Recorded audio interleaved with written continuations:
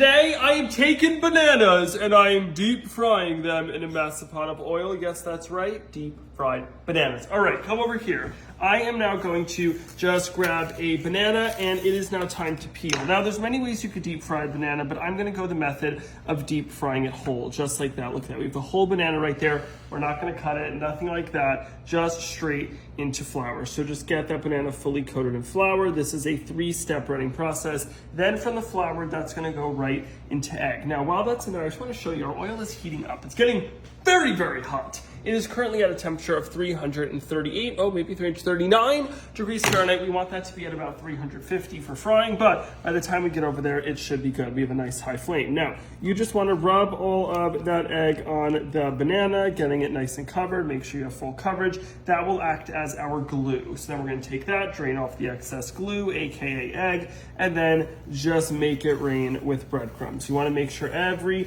single little crease and crevice of the banana is fully covered in breadcrumbs, because this is going to be the exterior that is going to get crispy while the interior stays nice and banana-y. So we're going to take this, ready for it. Our oil should be nice and hot now, and now just lower that banana straight into here. Oh, look at that. Now, there is another way you can do this, and that other way is by making some banana coins. Now, I think the whole banana is more fun, but if you want, you can just take this, just like that, cut it into some coins and kind of make like banana chips. So if you take these little pieces of banana, get those coated, you can then just turn these into little banana chips. Now I've seen people do this where they deep fry them on the street, kind of as like a nice little street food, and then you could dip them into different jams and have this as a delicious snack. I think they'll make it into the whole banana version, drain off the excess, into breadcrumbs, get that fully covered, just like that. Look at that, and you have all those little coins over here of our banana, and those can just go one by one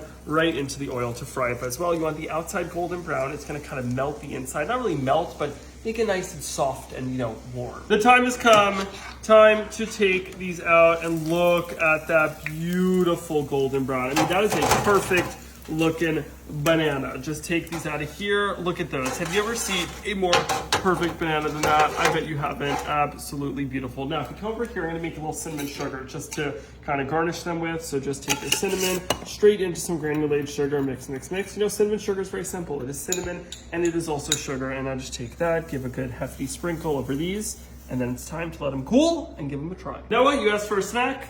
You have one. I don't want this. Try it. No, try it. No, give it a full bite. Give that. Let's see. I want to see what you think. Too hot? No. What do You don't need it. You don't want it. Leave it alone. There's a reason they don't have these at state fairs. They do. Not at the ones I go to. You don't like it? No.